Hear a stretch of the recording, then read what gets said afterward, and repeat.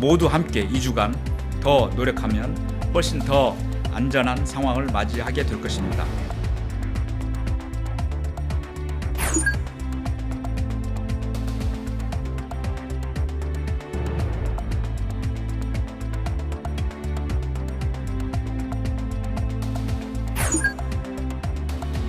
대한민국 전역에 공공병원을 충분히 마련하겠습니다. 필요한 지역에 우수한 공공병원 신축과 증축을 통해서 지역 간 의료 격차를 적극적으로 해소하겠습니다.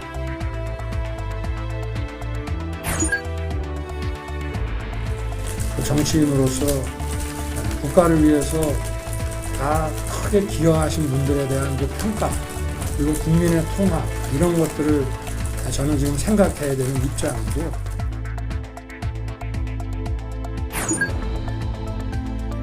문이 꽝 닫히는 소리 있잖아. 큰 소리가 나가지고 1년 전부터 저희가 꺼지더라고.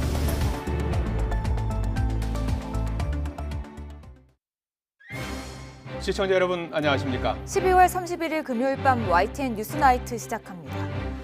해마다 이 시각이면 재해정 타종 행사에 참여하려는 인파로 보신각 부근이 붐볐지만 작년에 이어 올해도 재해정 타종 행사는 온라인을 통해 타종 행사가 진행될 예정이어서 분위기가 사뭇 다릅니다. 예, 보신각에 나가 있는 중계차 연결해 자세히 알아보겠습니다. 윤수빈 캐스터. 네, 종로 보신각에 나와 있습니다. 예, 작년에 이어 올해도 타종 행사는 온라인으로 진행되는군요. 네, 매년 보신각에서는 33번의 종소리가 우렁차게 울려 퍼졌습니다. 하지만 지난해에 이어 올해는 타종 행사가 진행되지 않는데요. 코로나19의 여파로 2년째입니다. 여기에 강추위까지 더해지면서 현장 분위기는 더욱 싸늘해진 모습입니다. 하지만 온라인을 통해 새해 시작을 알리는 보신각 타종 행사를 만나보실 수 있습니다. 잠시 후 11시 30분부터 서울시 홈페이지와 유튜브 등을 통해 시청하실 수 있는데요. 새해 시작을 알리는 축하 공연과 함께 유명 인사들의 응원 릴레이도 담길 예정입니다. 올해는 특히 서울시 홈페이지에 마련된 메타버스 가상 공간에서도 타종 행사를 체험할 수 있다고 합니다. 또 자정이 되면 YTN 방송으로도 제야의 종소리를 들으실 수 있습니다. 현장 타종 행사가 열리지 않음에 따라 주변 도로 통제와 함께 버스와 지하철 연장 운행은 이루어지지 않습니다. 잠시 후 이민년 새해가 시작되고 9시간 뒤면 밝은 첫 해가 떠오릅니다. 올해는 대부분 지역에서 밝은 첫 해를 맞이할 수 있겠습니다. 2022년 첫 해는 독도에서 7시 26분에 가장 먼저 떠오르겠습니다. 울산 간절곶은 7시 31분에 힘찬 새해 첫 해가 뜨겠고요. 서울에서는 7시 47분에 2022년 첫 해가 떠오르겠습니다. 코로나로 힘겨웠던 한 해가 저물고 있습니다. 부디 2022년에는 건강하시고 행복한 일들만 가득하시길 진심으로 기원하겠습니다. 새해 복 많이 받으세요. 지금까지 YTN 윤수빈입니다. 코로나19 위중증 피해가 잇따르고 오미크론 변이 확산 위험이 커지자 정부가 현행 거리 두기를 2주 연장했습니다. 모임 인원 4명, 영업시간 밤 9시라는 틀은 유지하면서 백화점과 대형마트에도 방역 패스를 도입하는 등 일부 조치는 강화했습니다. 이형원 기자입니다. 이번 주 일요일까지인 현행 사회적 거리 두기가 2주 연장됩니다. 코로나19 확산 감소세에도 위중증 환자가 1000명대로 피해가 잇따르고 있고 델타 변이보다 전파력이 2~3배 높은 오미크론 변이 확산 위험이 고려됐습니다. 실제로 오미크론 영향을 반영해 확산 추이를 분석한 결과 현행 거리 두기를 유지하면 1월 20일쯤 12,000명 정점을 찍은 뒤 조금씩 환자가 줄 것으로 예측됐습니다. 영업시간을 밤 10시로 완화하면 18,000명까지 환자가 치솟을 것으로 전망돼 모임 인원 제한보다 영업시간 제한 효과가 큰 것으로 나타났습니다. 자영업자 반발에도 식당, 카페 등 영업시간 제한을 밤 9시로 그대로 유지하게 된 이유입니다. 모두 함께 2주간 더 노력하면 훨씬 더 안전한 상황을 맞이하게 될 것입니다. 유행 규모는 3~4천 명 수준으로 줄어들 수 있고 위중증 환자도 1,000명 아래로 감소할 것입니다. 오미크론 확산 속도를 최대한 늦추기 위해 일부 방역 조치는 강화됩니다. 그동안 방역 패스를 적용하지 않던 백화점과 대형마트도 앞으로는 백신 접종 증명서나 PCR 음성 확인서를 내야 이용할 수 있습니다. 3,000제곱미터 이상 대규모 점포 2,003곳이 대상으로 준비기간을 고려해 1월 10일부터 시행하되 계도기간 일주일이 부여됩니다. 생필품 구매를 위한 필수 이용시설이지만 식당, 카페와 달리 미접종자 1인 이용을 허용하는 예외는 적용되지 않습니다. 동네에서의 일반적인 슈퍼마켓이나 이런 이 상점들에 대해서는 방역 패스가 적용되지 않고 있기 때문에 이 필수적인 이용에 있어서는 다른 대체적인 수단들이 영화관과 공연장은 밤 10시 영업 제한을 없애는 대신 밤 9시까지 입장을 허용하기로 했습니다. 최대 3시간에 달하는 상영 시간을 고려한 조치로 영화나 공연이 끝나는 시간은 자정을 넘겨서는 안 됩니다. YTN 이영훈입니다. 네, 2021년 마지막 날 거리는 한산한 모습을 보이고 있습니다. 코로나19 여파로 연말 특수가 사라진 데다 사회적 거리두기마저 연장된 탓입니다. 자영업자들은 집단 소송 준비에 나서는 등 반발 수위를 높이고 있습니다. 황윤태 기자가 취재했습니다. 2021년의 마지막 날. 평소 같으면 사람들로 붐볐을 서울 홍대 입구역 앞 거리가 한산합니다.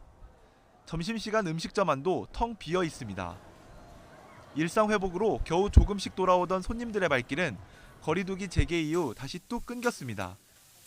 기대했던 연말 특수는 물 건너갔다고 식당 주인은 분통을 터뜨렸습니다. 코로나 전에 IMF도 있었고 금융위기도 있었고 그랬는데 그때만 해도 사람들이 이렇게 나와서 먹고 마시면서 즐길 거리 보고 이렇게 했는데 지금은 아예 못 나오게 하고 막아버리니까. 헬스장도 힘들긴 마찬가지. 방역 패스에 밤 9시 영업 제한까지 더해지면서 새해맞이 신규 회원 모집조차 녹록지가 않습니다.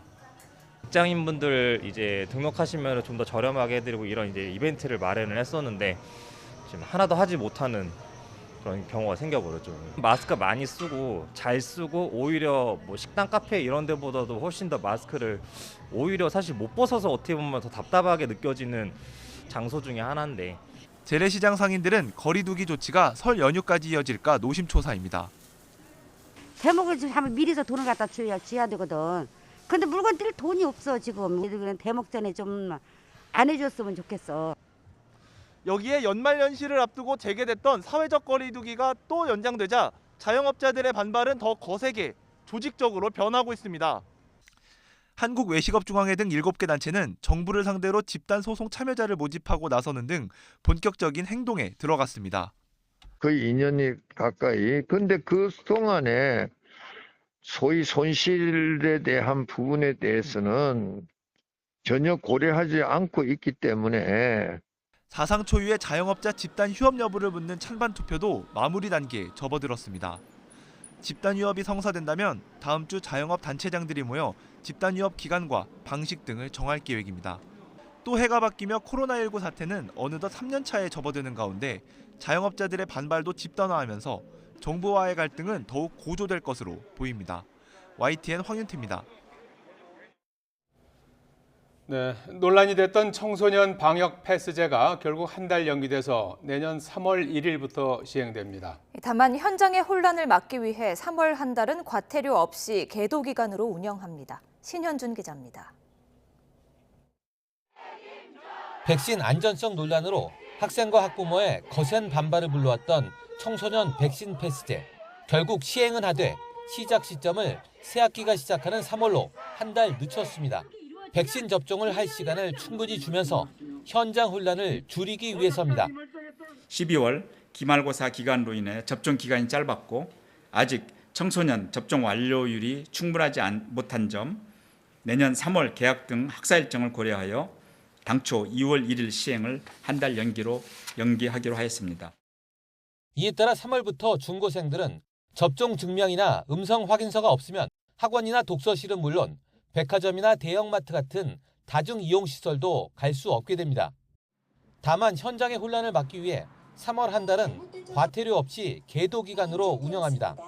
4월부터 위반하면 성인 방역 패스와 마찬가지로 사업장엔 300만 원, 개인에겐 10만 원의 과태료를 부과합니다. 학원의 경우엔 수강생 편의를 위해 접종 증명을 한 달에 한 번만 확인하도록 지침을 개정할 방침입니다. 교육부는 청소년 방역 패스제 시행을 앞두고 백신 접종이 늘면 새학기에는 정상적인 등교 수업이 가능할 것으로 기대하고 있습니다. 개학 시기에 따른 여러 가지 백신 접종률이라든가 오미크론의 감염 확산 방안 등을 종합적으로 고려해서 학교의 방역 지침을 보완하고 하지만 일부에선 학원에 가려면 사실상 백신 접종을 강요하는 것이라고 반발하고 있어 논란은 이어질 것으로 보입니다. YTN 신현주입니다.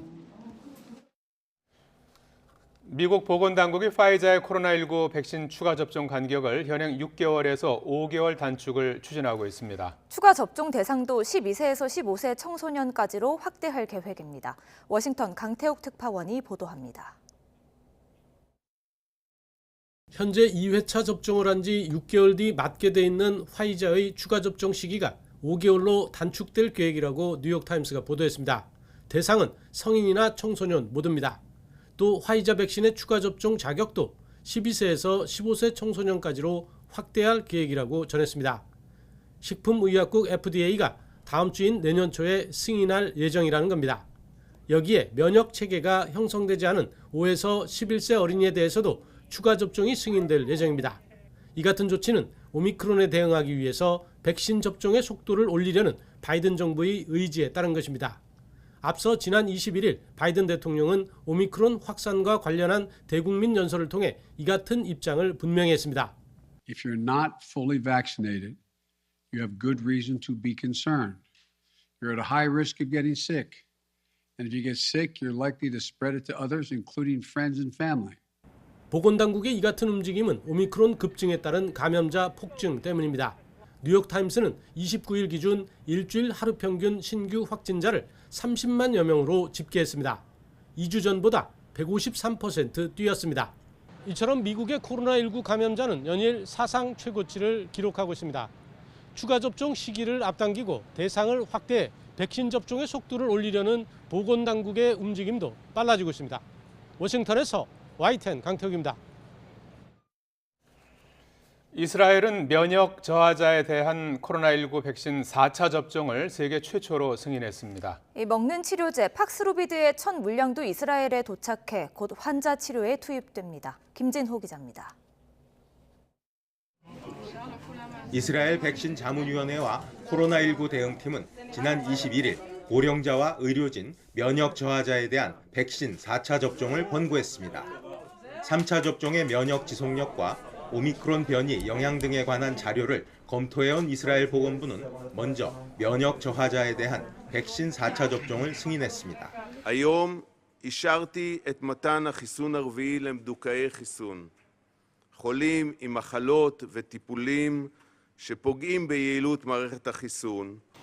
면역 저하자가 오미크론 변이에 더 취약하다는 것이 승인 이유입니다. 면역 저하자란 장기 이식 수술 후 거부 반응을 줄이기 위해 면역 억제 치료를 받는 환자들을 뜻합니다. 4차 접종의 확대에 대해서는 계속 검토하겠다고 밝혔습니다.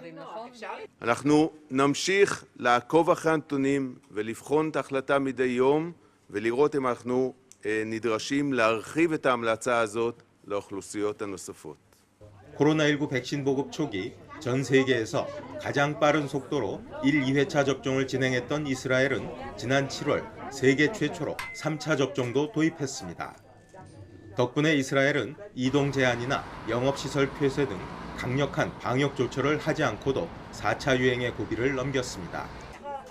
그러나 최근 오미크론 변이를 중심으로 한 감염 확산세가 나타나며 신규 확진자가 일주일 만에 3배 수준으로 급증했습니다. 이스라엘은 이와 함께 먹는 코로나19 치료제 팍스로비드의 첫 물량인 2만 회분이 도착했으며 치료에 투입한다고 밝혔습니다.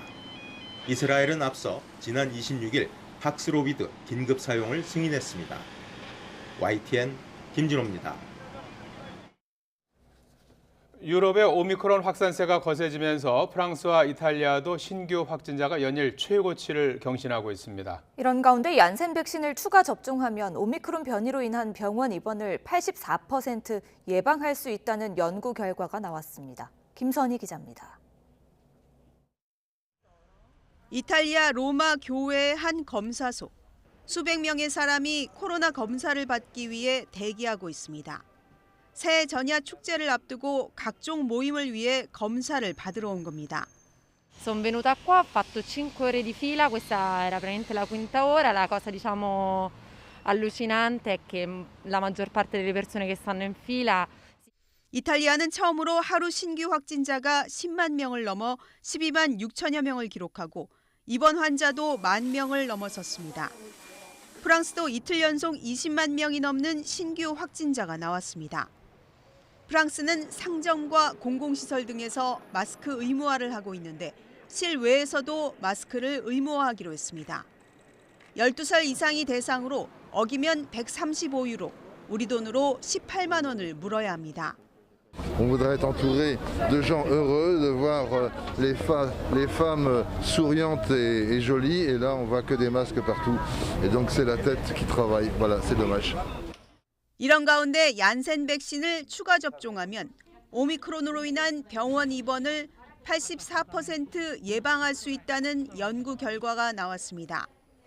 남아프리카 공화국 연구진은 지난달 15일부터 이달 20일까지 의료진 6만 9천여 명을 조사해 이런 결론을 내리게 됐다고 밝혔습니다.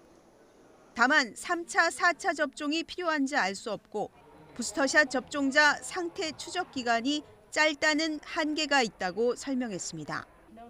YTN 김선입니다. 이재명 더불어민주당 대선 후보가 코로나19 방역과 정책 행보로 올해 마지막 일정을 마무리했습니다. 방역 조치가 추가로 연장된 가운데 소상공인 손실 보상을 위한 새해 추경을 25조 원 이상 마련해달라고 거듭 촉구했습니다. 최하영 기자입니다. 2021년 마지막 날 이재명 후보는 코로나19 전담병원으로 발걸음했습니다. 의료진 파견이 제가 제일 급선무로 정말 요청드리는 바이거든요. 네. 의사, 간호사. 챙겨야 될 것 같은데 인력 수급이 제일 문제예요. 네. 방역을 위해 나서준 민간병원에 고마움을 표하면서 손실이 없도록 지원하겠다고 약속했습니다. 또 누구나 아프면 차별 없이 치료받을 수 있게 하겠다며 대한민국 모든 지역에 공공병원 마련을 공약했습니다. 70개 진료 권역에 공공병원 1개 이상 확보하고 필수 의료 인력도 양성하겠다는 구상으로 국립보건의료전문대학원과 의대를 신설하겠다고 밝혔습니다. 현행 거리두기가 연장된 가운데 이 후보는 정부의 손실보상 지원이 여전히 미약하다고 지적하며 새해 추경 마련을 거듭 요청했습니다. 포퓰리즘 공격에 좀 이렇게 위축돼가지고 25조 원 정도 하자고 이만큼 하자고 이렇게 얘기를 했는데 다행히 윤석열 후보께서 50조 원 지원을 말씀하셨고 최소한 제가 제시했던 금액은 훨씬 넘어서는 규모로. 다만 송영길 대표가 안철수 국민의당 후보에게 잇따라 러브콜을 보내며 대연정, 대통합론을 띄운 데 대해선 지나치게 멀리 간 것이라고 선을 그었습니다. 저희가 고정한 건 아니라는 말씀을 드립니다. 인재 등용과 정책 채택에서 진영에 부족되지 않겠다. 코로나19 방역과 정책을 챙기며 한 해를 마무리한 이재명 후보는 새해 첫날 부산으로 내려가 표심 다지기에 나섭니다. YTN 최하영입니다.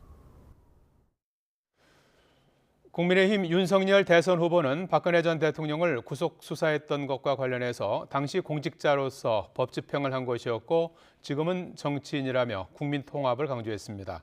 선대위 내홍 수습을 위해 김종인 총괄 선대위원장과 이준석 대표가 오찬 회동을 했지만 빈손으로 끝났습니다. 김승환 기자입니다. 국민의힘 윤석열 후보는 2021년 마지막 일정으로 충북 단양에 있는 사찰 봉축법회에 참석해 불심을 공략했습니다. 박근혜 전 대통령에 대한 질문에는 서울중앙지검장 시절 자신이 했던 수사는 공직자로서의 법 집행이었다고 거듭 해명했습니다. 이어 정치인인 지금은 상황이 다르다며 국민 통합의 정치를 펴겠다고 강조했습니다. 저는 지금 정치인입니다. 정치인으로서 국가를 위해서 다 크게 기여하신 분들에 대한 그 평가 그리고 국민의 통합 이런 것들을 저는 지금 생각해야 되는 입장이고 대구 경북 지역에서 현 정부와 이재명 후보를 향해 원색적인 표현으로 비난을 쏟아내는 것에 대해선 필요한 말이었을 뿐이라고 부연했습니다. 저는 강한 워딩이라고 생각을 안 하고 민주당이 저를 공격하는 거에 비해서 제가 뭐 그렇게 자주 그런 걸 했습니까? 선거대책위원회를 둘러싼 내홍은 해를 넘기면서도 수습되지 않았습니다. 이준석 대표가 라디오 인터뷰에서 선대위를 매머드에 비유해 매머드는 틀렸고 말을 새로 뽑아오든지 개썰매를 끌고 와야 한다며 거듭 비판한 이후 김종인 총괄선대위원장과 이준석 대표가 오찬회동을 했지만 간극만 확인한 채로 돌아섰습니다. 선대위 돌아오고 안 그러면 별로 의미가 없어. 특기할 만한 입장 변화는 없고 제가 봤을 때는 김종인 위원장과 상황 공유 정도 하고. 윤석열 후보는 현재 상황을 갈등이라고 생각 안 한다고 밝혔지만 이른바 울산 회동 때처럼 극적인 합의가 이뤄지기는 어려워 보입니다. 당대표 없는 선대위 체제는 당분간 이어질 전망인 가운데 윤 후보는 새해 국립서울현충원 참배를 시작으로 공약 발표에 주력한다는 방침입니다. YTN 김승환입니다. 고위공직자범죄수사처의 무더기 통신자료 조회 논란을 둘러싸고 여야 충돌이 격화하고 있습니다. 국민의힘은 김진욱 공수처장이 감옥에 가야 한다며 사퇴 촉구 결의안까지 낸다는 방침인데 민주당은 통신조회가 합법이라고 맞서며 제도 개선을 논의하기로 했습니다. 권민석 기자입니다. 김진욱 공수처장을 국회 상임위로 불러 거세게 몰아붙인 국민의힘은 강경 대응 기조를 이어갔습니다. 윤석열 후보가 김 처장의 구속 수사를 거론한 데 이어 당에서도 조속히 사퇴하고 법적 책임을 지라고 몰아세웠습니다. 지금까지 확인된 것만 하더라도 무려 84%. 세상에 어떻게 이럴 경우가 있을 수 있을까. 야당 의원을 털털 털어갔다라는 생각을 하게 됩니다. 수사의 기본이라고요? 사퇴하는 게 기본이고 감옥 가는 게 기본입니다. 김진욱은요. 공수처가 독립기관이라고 불법을 저질러도 되느냐며 문 대통령의 즉각적인 조치도 촉구했습니다. 국민의힘은 김 처장의 사퇴 촉구 결의안을 새해 국회에 제출하고 대국민 여론전을 펼치며 공수처 압박 수위를 높여간다는 방침입니다. 국민의당 안철수 후보 역시 공수처가 정권 흥신소로 전락했다며 즉시 폐지를 주장하는 등 비판 대열에 가세했습니다. 반면 더불어민주당은 통신자료 조회가 현행법에 근거한 합법 행위라고 거듭 강조했습니다. 통신조회 규모도 보수 정권 10년에 비해 문재인 정부에선 해마다 줄고 있다며 국민의힘 주장은 국민을 속이는 내로남불이라고 반격했습니다. 또 수사기관을 상대로 직접 시위에 나서며 독립성을 해치는 국민의힘 행태는 또 다른 정치적 목적이 있다고 꼬집었습니다. 이 폭락하고 있는 윤석열 후보의 지지율 그리고 국민의힘의 심각한 내용 이걸 외부로 눈에 돌리기 위해서 이런 뻔한 술수를 쓰고 있는 것 아닌가 합니다. 이 위기감의 발로에서 나오는 얄팍한 꼼수 그만두시기 바랍니다. 그러나 일부 의원은 통신조회 수사 관행이 명백히 위법이라며 철저한 진상규명이 필요하다는 목소리를 내기도 했습니다. 민주당은 이번 일을 계기로 앞으로 당사자 몰래 통신조회가 이루어지는 일은 없도록 전기통신사업법 개정을 논의하기로 했습니다. 공수처의 무더기 통신조회를 둘러싼 여야의 정치적 셈법이 다른 가운데 논란은 해를 넘어서도 가열될 전망입니다. YTN 권민석입니다. 정부가 거리두기 연장으로 피해를 입은 소상공인들에게 손실보상금 500만 원을 먼저 지급하고 정산은 나중에 하기로 했습니다. 소상공인 단체들은 일단 환영한다면서 그 대상과 액수를 더 늘려야 한다고 요구했습니다. 강정규 기자입니다. 골목의 작은 돈가스 가게, 4인 이상 모임 금지와 9시 이후 영업 제한 탓에 손님이 뚝 끊긴 지 오래입니다. 단체 도시락 판매로 활로를 찾아보려고 했지만 각종 연말 행사마저 취소되면서 빈 포장 용기만 쌓여갑니다. 거리두기 2주 연장 조치에 밀린 월세와 직원 임금은 어떻게 메워야 할지 막막하기만 합니다. 보통 15평 이렇게 되면 임대료 180, 150 이상이거든요. 거기에다가 인건비에다가 월 매출이 500만 원 안 돼가 천지거든요. 그럼 자기 인건비도 못 가져가는데. 정부가 방역 조치에 협조한 자영업자들의 손실 보상 차원에서 자금을 수혈하기로 했습니다.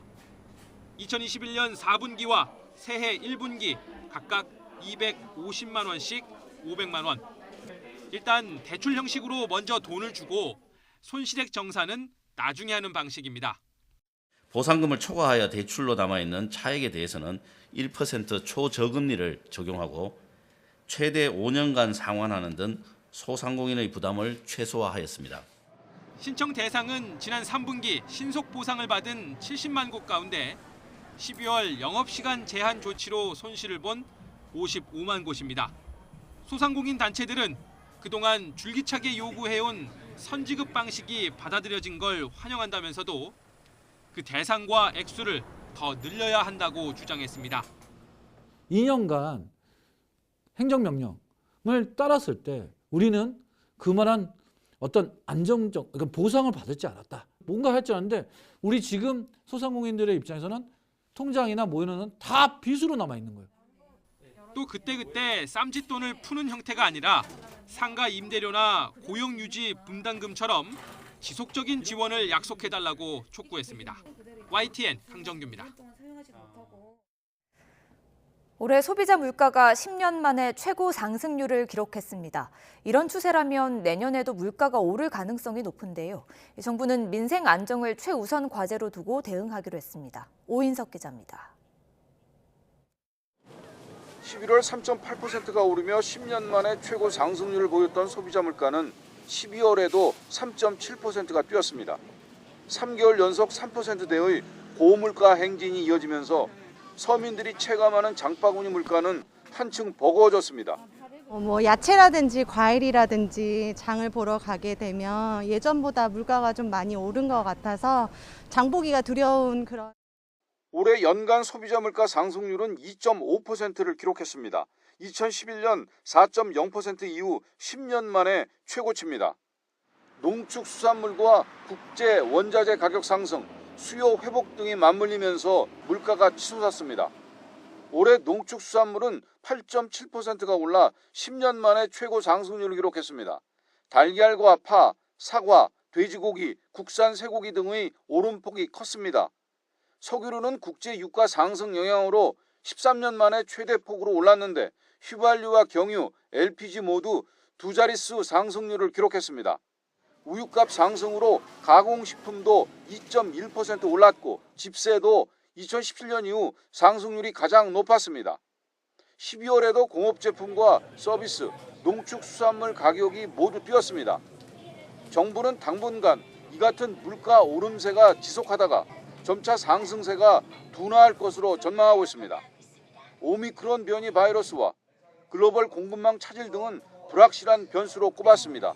어려운 물가 여건을 감안하여 정부는 각별한 경각심을 갖고 서민 생활 물가 안정을 최우선 정책 과제로 두고 물가 부처 책임제를 중심으로 총력 대응하겠습니다.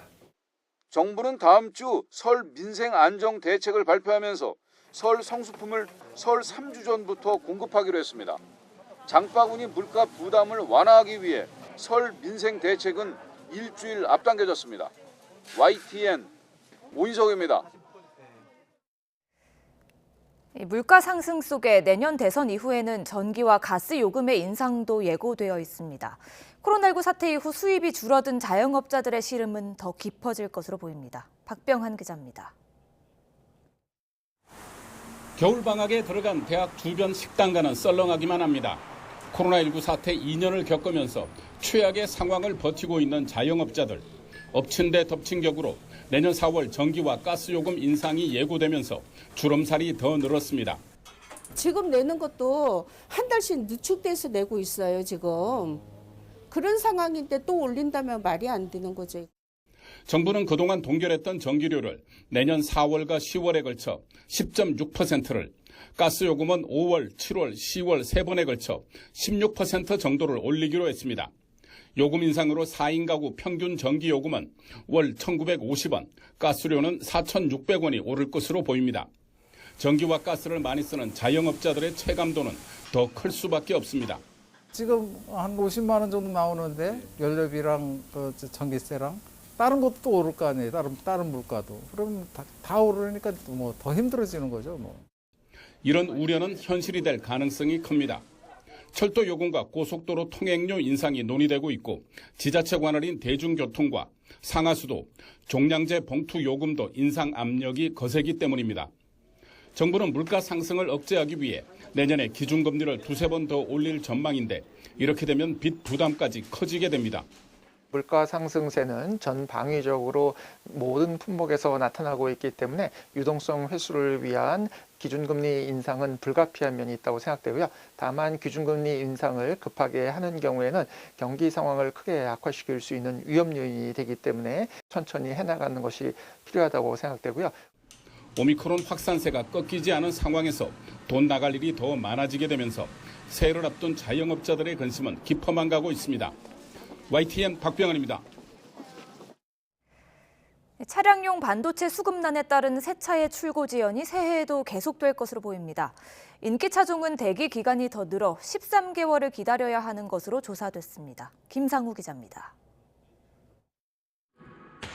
요즘 출고되는 새 자동차는 전과 달리 안전과 편의성을 위한 카메라 등 각종 전자장치가 설치돼 있습니다.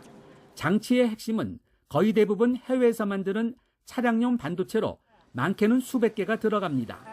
코로나 사태가 터지고 지난해 말부터 본격화된 차량용 반도체 품귀 현상이 1년이 지나도 해결 기미를 보이지 않으면서 인기 새 차의 출고 지연이 점점 심화하고 있습니다.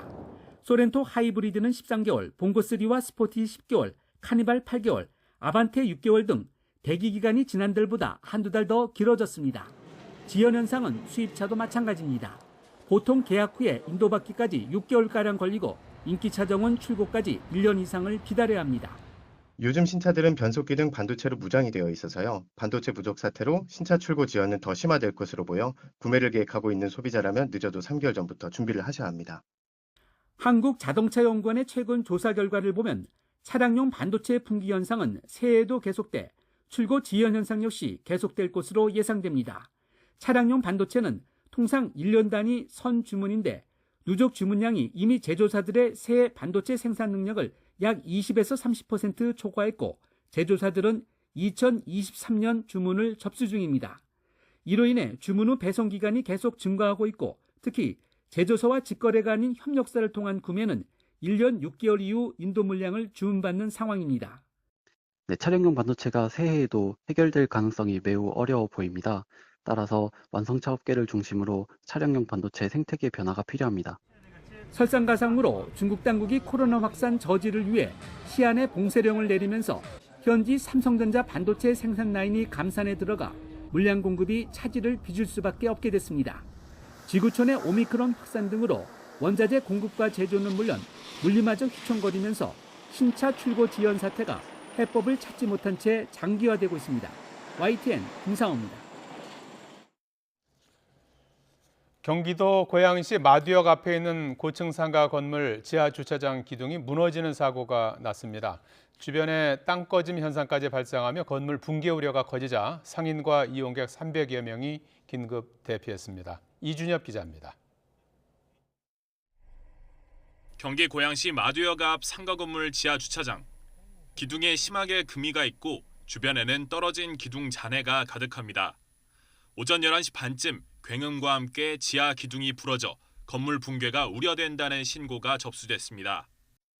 문이 꽝 닫히는 소리 있잖아. 큰 소리가 나가지고 1년 전부터 저희가 꺼지더라고요.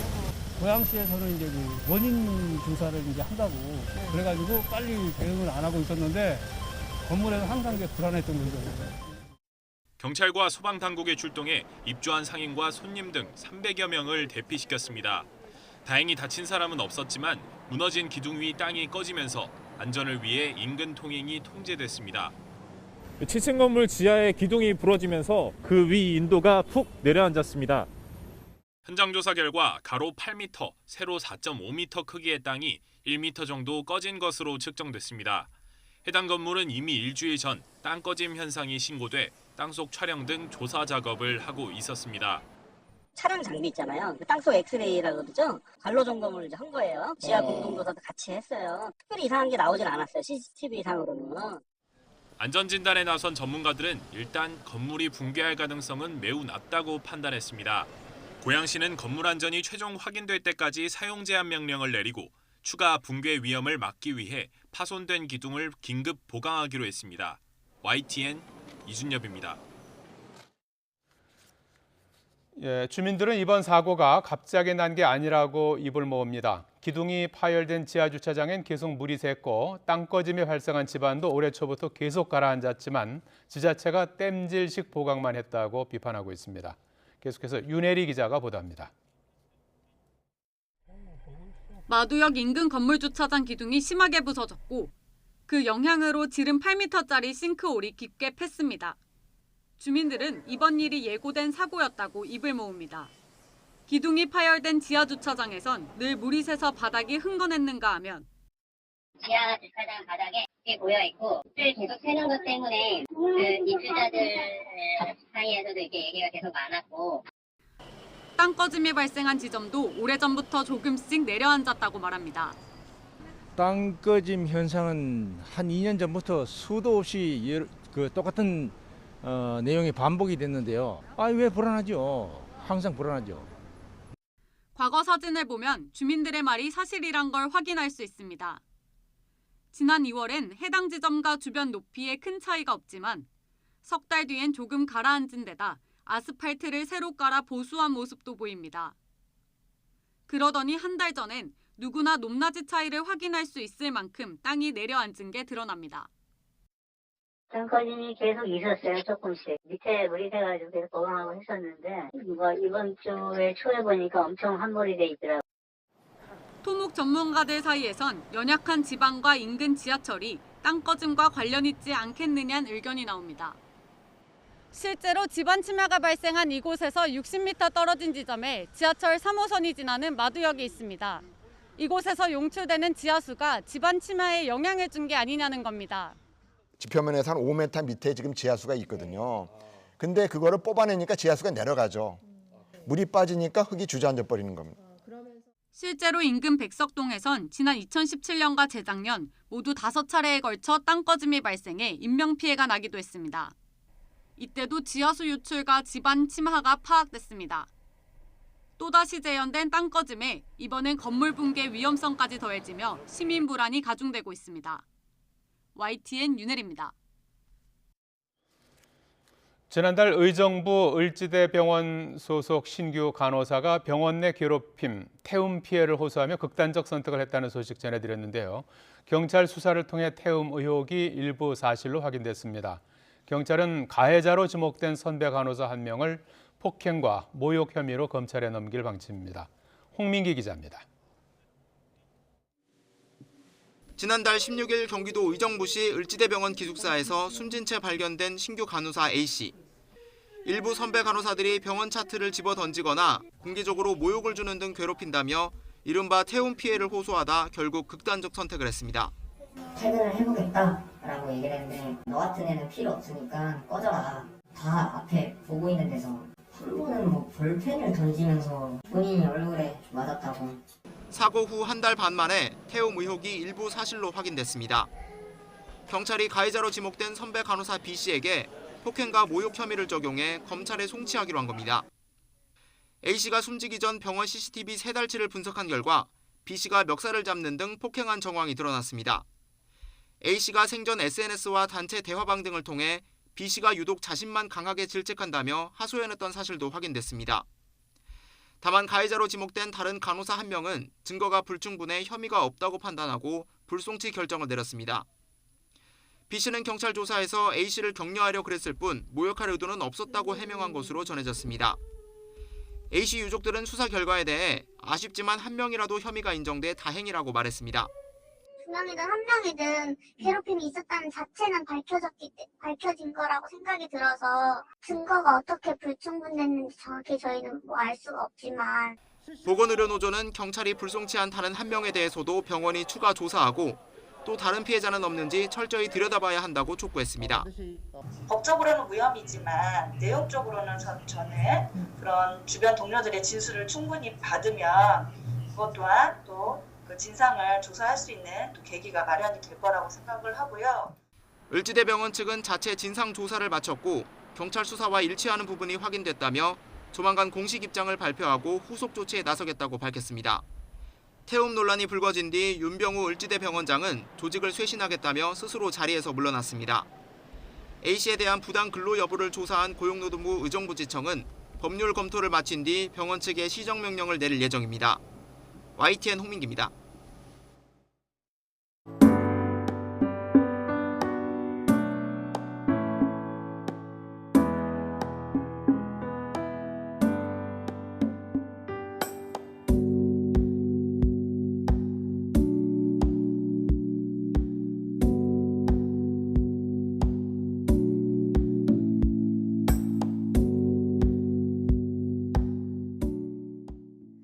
올해 우리나라 미술 시장은 그 어느 때보다 뜨거웠습니다.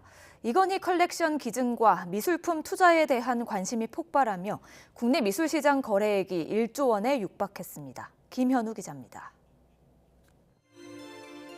겸재 정선이 1751년에 그린 국보 인왕 제색도입니다. 장맛비가 그친 뒤 안개가 피어오르는 인왕산의 모습이 묵직하게 펼쳐졌습니다. 고 이건희 삼성그룹 회장 일가가 기증한 수만 점의 명작 가운데 으뜸으로 꼽힙니다. 이른바 세기의 기증으로 화제를 불러온 이건희 컬렉션과 넘치는 유동자금으로 2021년 미술시장은 그 어느 때보다 뜨거웠습니다. 국내 최대 아트페어인 키아프에선 닷새 동안 650억 원어치 미술품이 팔렸습니다. 집에 대한 관심과 코로나19로 억눌렸던 보복 소비 심리 역시 미술 시장 호황을 이끌었습니다. 이에 따라 2021년 우리나라 미술 시장 규모는 한 해 전보다 3배 가까이 늘어 1조 원 시대를 눈앞에 뒀습니다. 여기에 기존의 갤러리와 경매, 아트페어 기반의 미술품 거래 방식에서 디지털 기술이 접목된 공동 투자 플랫폼이 등장하면서 젊은 층, 즉 MZ세대의 투자도 이끌어냈습니다. 특히 디지털 기반의 미술과 가상 자산을 접목한 NFT, 여기에 가상 공간인 메타버스 등장으로 미술 시장의 문이 더 확대됐습니다. 전 세계 미술품 NFT 시가총액은 전체 미술품 시가총액의 1% 수준이지만 향후 10년간 100배 늘어날 것이란 전망도 나왔습니다. NFT라는 이 방식은 디지털 세대가 미술품을 소비하는 새로운 방식의 일종의 하나의 그 좋은 사례이기 때문에 앞으로는 지금보다 훨씬 더 크게 확장이 될 것이고, 세계 3대 아트페어로 꼽히는 프리즈가 키아프와 서울에서 공동 개최도 앞두고 있어 미술 시장 성장세는 더욱 뚜렷해질 전망입니다. YTN 김현우입니다. 코로나19 확산 속에 올해 우리나라 콘텐츠는 세계적으로 크게 주목받았습니다. 특히 OTT, 온라인 동영상 서비스 덕에 세계적인 흥행 가능성은 더 커지고 있는데요. 이른바 K 콘텐츠의 인기가 내년에도 이어질 수 있을지 김혜은 기자가 짚어봤습니다.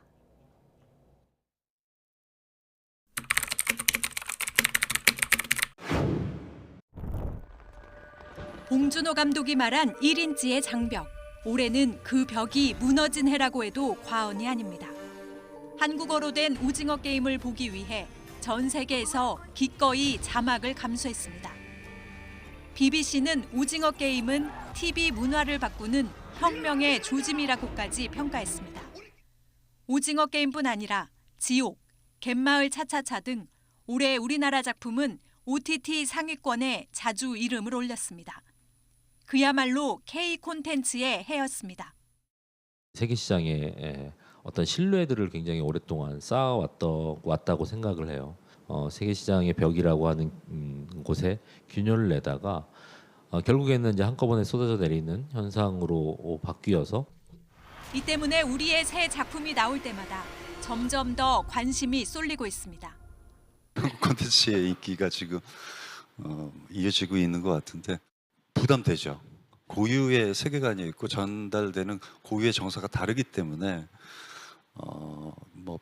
그 앞 작품들의 성공에 비교할 수는 없다라고 생각해요. 우리 영화계에는 OTT와 손잡은 작품이 줄지어 있습니다. 특히 작품성과 상업성을 인정받은 감독들이 잇따라 작품을 준비하고 있어 기대도 모으고 있습니다.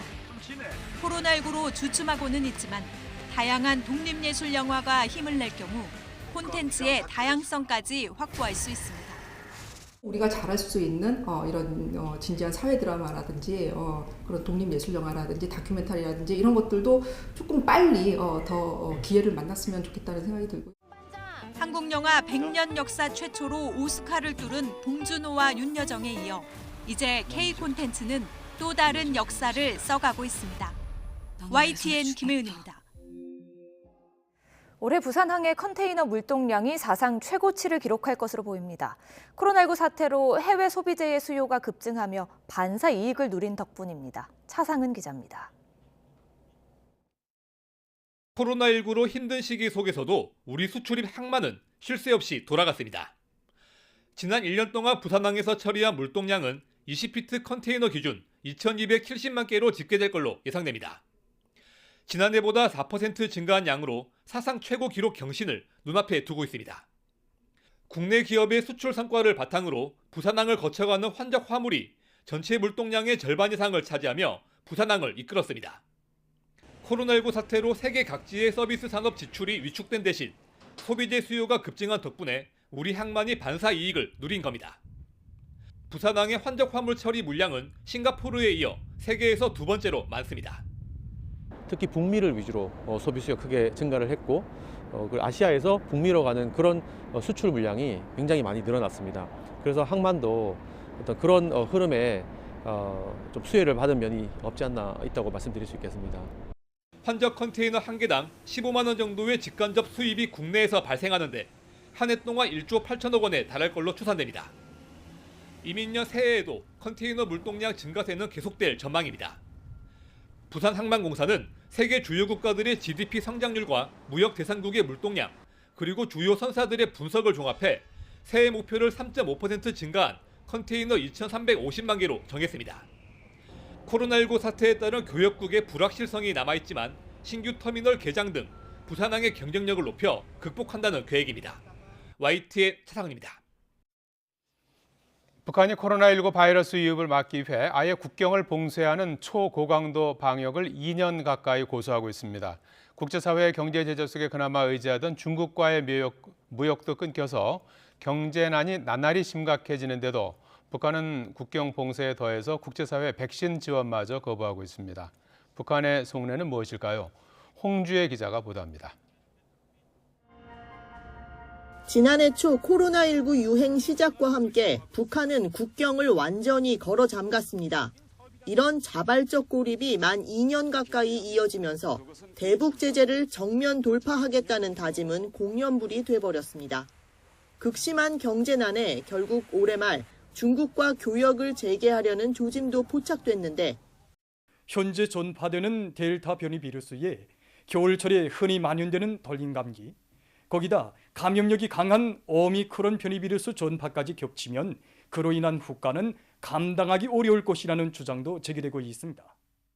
오미크론 변이가 확산하며 다시 방역의 고삐를 강하게 죄는 모습입니다. 강박적인 봉쇄의 배경엔 백신 반입과 접종이 전혀 이루어지지 않은 현실이 자리합니다. 북한은 그러면서도 코백스가 배정한 시노백과 아스트라제네카 백신은 일절 받지 않고 있습니다. 제공량이 충분하지 않은 데다 북한이 원하는 백신이 따로 있어서란 해석이 지배적입니다. 이처럼 방역을 이유로 외부와의 접촉을 차단한 가운데 남북, 북미 대화도 완전히 막혀버렸습니다. 북한을 협상장으로 끌어내려면 북한이 원하는 화이자나 모더나 등 미국산 백신을 제공해야 한다는 주장까지 나왔습니다. 오히려 미국이 더 담대하게 자국의 백신을 주겠다고 제안한다면 북한이 대화의 자용으로 나올 수 있는 모멘텀이 조성될 수도 있다고 생각합니다. 그러나 제공국인 미국이 응할지도 미지수지만 받는 북한도 저온 유통 시스템, 이른바 콜드체인을 구축해야 합니다. 또 기본 접종에 이은 추가 접종이 전 세계적 추세가 된 터라 한 번 백신을 받기 시작하면 계속 해외에 공급을 의존해야 하는 현실도 북한엔 부담입니다. 때문에 북한이 이제 백신이 아닌 다른 것을 기다린다는 추측도 설득력을 얻고 있습니다. 북한 내부에 코로나가 발생하실 경우에 그 전파력을 감안했을 때 북한의 의료 시설이 지금 감당할 수 있는 수준이 아니고요. 그렇기 때문에 전국적으로는 치료제를 결국 북한 당국은 원하고 있는 거고. 하지만 백신을 받든 치료제를 받든 전 세계 코로나19 상황이 상당히 호전되기까진 북한이 좀처럼 빗장을 풀지 않을 것으로 보입니다. YTN 홍주혜입니다. 홍콩의 대표적인 정부 비판 언론인 입장신문 폐간 사태로 미중 갈등이 증폭될 조짐을 보이고 있습니다. 미국과 서방 국가들이 우려의 목소리를 높이고 있는데 중국은 이를 일축하면서 미국 인사 5명을 제재하며 맞섰습니다. 이종수 기자입니다. 홍콩의 민주진영 여론을 대변하던 입장신문 영어 이름 스탠드뉴스에 전현직 편집국장 등 7명이 홍콩 당국에 의해 체포되고 결국 폐간됐습니다. 이러자 토니 블링컨 미 국무장관은 신속히 성명을 내 언론 자유와 독립성 훼손 행위 중단과 체포한 언론인들의 즉각 석방을 중국과 홍콩 당국에 촉구하고 나섰습니다. 캐나다와 독일 정부도 언론 자유 침해 행위라며 홍콩 당국을 비난했고 유엔 인권사무소는 홍콩 시민이 자유롭게 표현할 수 있는 통로가 급속히 닫히고 있다고 우려의 목소리를 높였습니다. 타이완 시민단체들도 홍콩의 언론 탄압에 항의하는 시위를 벌였습니다. 하지만 홍콩 당국은 언론 탄압이 아니라며 미국을 비롯한 국제사회 요구를 일축했습니다. But seditious acts and activities and inciting other people through public acts and activities could not be condoned under the guise of news reporting. 중국 정부도 미국이 언론의 자유를 지지한다는 것은 거짓이라며 내정 간섭을 중단하라고 맞섰습니다. 중국 정부는 나아가 윌보로스 전 상무장관 등 미국 인사 5명을 제재하기로 했습니다. 미국 정부가 홍콩 주재 연락판공실이 민주주의를 해치는 역할을 하고 있다며 연락판공실 관계자 5명을 제재한 데 대해 맞불을 놓은 것입니다. 针对美方错误行径，中方决定采取对等反制，根据反外国制裁法。 지난 19일 홍콩 입법회 선거에서 친중파가 90석 가운데 89석을 차지한 데 이어 이번 입장신문 폐간 사태로 한나라 두 체제, 일국 양제의 유명무실한 우려 속에 미국과 중국 관계가 더 악화할 것으로 보입니다. YTN 이종수입니다. 네, 한 해 시작부터 끝까지 온전히 코로나19와 함께 보낸 2021년도도 이제 1시간여 남았습니다. 아동학대와 스토킹 범죄를 비롯해 부동산 비리와 군대 내 성추행 등 각종 사건 사고가 사회를 뒤흔든 한 해이기도 했습니다. YTN 취재진은 뉴스의 현장을 직접 눈으로 확인하고 은폐된 비리와 제도의 허점을 고발하면서 더 나은 사회를 위해 최선을 다해 발로 뛰었습니다. 늘 사건 사고의 현장에 가장 가까이 있었던 YTN 사건팀 기자들이 돌아본 2021년을 정현우 기자가 정리했습니다. 지난 2월 코로나19 백신 접종이 시작되면서 일상이 돌아올 거란 기대는 커졌습니다. 언제는 또 지침이 강화됐다 또 완화됐다 이렇게 바뀌다 보니까 저희 역시도 좀 지치는 감이 없지 않아 있더라고요. 백신이 이제 우리가 이전의 모습으로 돌아갈 수 있는 하나의 계기가 되지 않을까라는 기대를 많이 저한테도 했었고. 하지만 일상 회복은 잠시뿐. 시민과 자영업자들에겐 올해도 답답하고 힘든 1년이었습니다. 단계적 일상회복 끝나고 자영업자분들 다시 만나 뵈면 좀 슬프기도 하고 좀 허탈해하시는 모습이 많이 있었는데 그런 모습 보면서 저도 같이 기분이 안 좋았던 기억이 제일 많이 남는 것 같습니다. 비리 소식으로 얼룩진 한 해기도 했습니다. LH 직원들의 부동산 비리와 대장동 개발 특혜 의혹은 우리 사회에 큰 박탈감을 불러일으켰습니다. 전 LH 직원이 그 땅을 산 다음에 성토를 한 거죠. 그 위에다가 흙을 얇게 덮은 다음에 농사를 마치 짓는 것처럼 그렇게 나무들을 심은 건데 그 땅을 파서 시멘트가 나오느냐 안 나오느냐 그거는 사실 좀 중요한 상황이었고 결국에 꽝 하는 소리가 났고 대선 후보에 대한 검증이 본격화하면서 후보 본인뿐 아니라 가족을 둘러싼 의혹이 더 큰 이슈로 떠오르기도 했습니다. 대선에 나오면서 내건 기치가 공정과 상식이에요. 유력하게 영분이 될 수도 있는 사람이라고 볼 수밖에 없는 만큼 좀 명백하고 좀 강도 높은 검증이 필요하다고 판단을 했습니다. 그나마 장마와 태풍 피해가 크지 않았던 이번 여름엔 찌는 듯한 폭염이 그 빈자리를 대신했고 저희는 촬영 기자다 보니까 9에서 10kg 되는 카메라를 들고 그 폭염 속에서 또 바쁘게 일하시는 분들을 따라다니다 보니까 오히려 그분들보다 좀 더 많이 땀을 흘리기도 하고 선별검사소 의료진과 취약가구 주민들은 더욱 혹독한 여름날을 보내야 했습니다. 사실 저한테는 그날 하루고 그 순간이지만 이분들한테는 이게 일상이잖아요. 특히 쪽방촌 주민분들은 정말 더운데 여름에 그 선풍기 하나로 버티시더라고요. 강력 범죄도 유난히 많았던 한 해였습니다. 스토킹 범죄와 연쇄살인 사건이 이어졌고 경찰의 부실 대응이 도마 위에 올랐습니다. 피해자들에게 진심 어린 사과를 하지 않는 모습을 보면서 저도 같이 분노했었던 기억이 납니다. 경찰이 국민의 생명과 안전을 지키지 못했다는 점이 상당히 슬프게 느껴졌던 사건이었습니다. 군 내부에서 벌어진 성추행과 은폐 시도에 사람들은 경악했고 이제 군대 같은 경우에는 폐쇄성이 워낙 강한 곳이기 때문에 그 사건 이후에 이렇게 사건을 은폐하고 덮으려는 그런 시도, 이 시도를 보면서 굉장히 좀 경황스러웠다. 정인이 사건 이후 다시는 없으면 했던 아동학대도 어김없이 반복됐습니다. 보육원이나 베이비박스나 이런 곳에 넣으면 차라리 아기 생명이라도 살 수 있었을 건데 그 아기가 버려진 헌옷 수거함이 정말 대로변에 있었는데 과연 이곳에 아기를 정말 버렸을까라는 의문이 먼저 들었고요. 안전하지 않은 일터에서 끝내 집으로 못 돌아온 노동자도 많았습니다.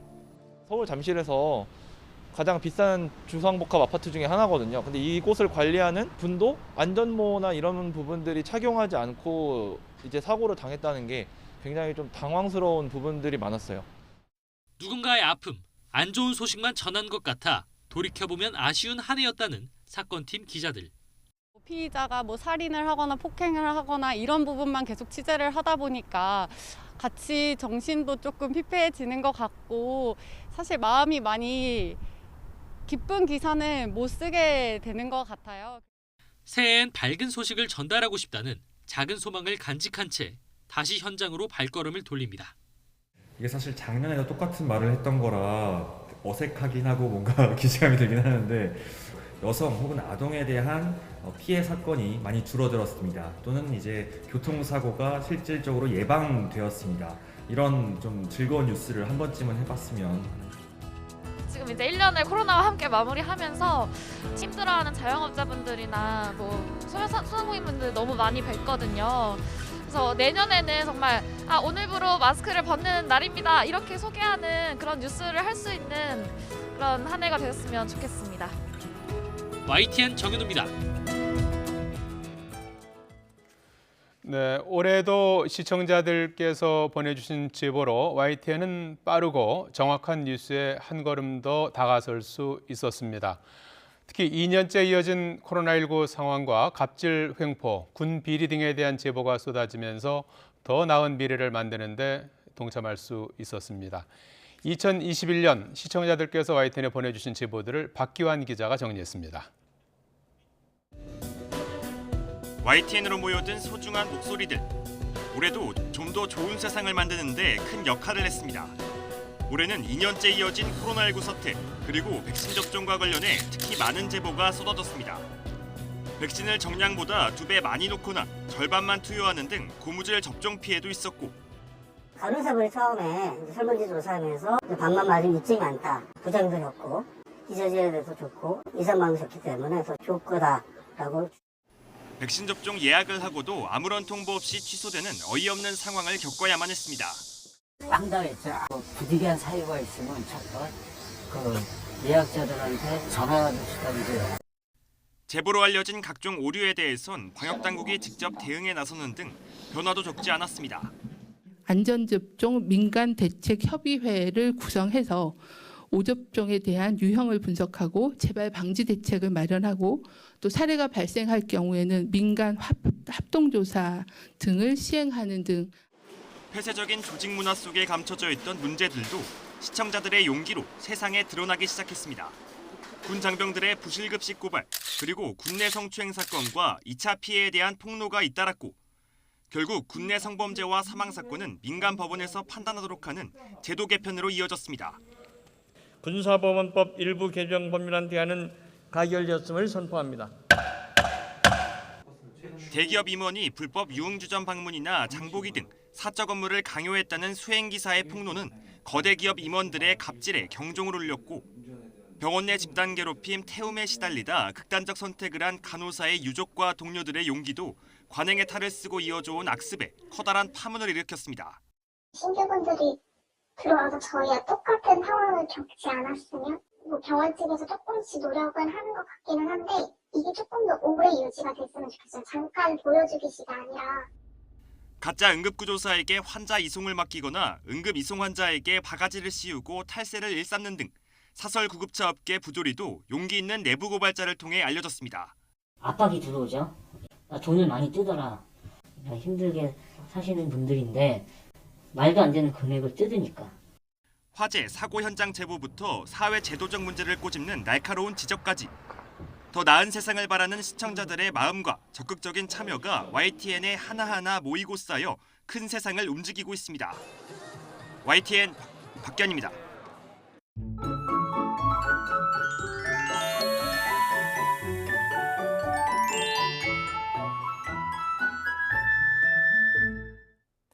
세미 한파가 새해 첫날에도 이어집니다. 중부와 전북, 경북 곳곳에 한파특보가 내려진 가운데 오늘보다 더 추워질 것으로 보이는데 내일 서울 아침 기온이 영하 10도, 대관령 영하 17도, 세종 영하 11도, 대구 영하 7도까지 떨어지는 등 오늘보다 1, 2도가량 낮겠습니다. 한낮에는 서울 기온이 2도, 대전 4도, 광주 6도, 부산 7도까지 오르는 등 예년과 비슷해지며 점차 추위가 누그러지겠습니다. 내일은 구름만 많은 날씨가 이어지면서 구름 사이로 새해 첫 해돋이를 볼 수 있겠습니다. 새해 첫 해는 독도에서 7시 26분에 가장 먼저 떠오르겠고 강릉 경포대 7시 40분, 서울은 7시 47분에 해가 뜨겠습니다. 영동과 영남에는 대기가 무척 메말라 있습니다. 불이 날 가능성이 높은 만큼 화재 예방에 더욱 신경 써주시기 바랍니다. 휴일인 모레는 큰 추위 없겠지만 새벽부터 오전 사이 곳곳에 비나 눈이 내릴 전망입니다. 날씨 정보였습니다. 네, 이상으로 12월 31일 금요일 밤 YTN 뉴스 나이트를 마치겠습니다. 잠시 뒤 YTN 특별방송 가는 해 오는 해가 이어집니다. 네, 시청자 여러분 새해 복 많이 받으십시오.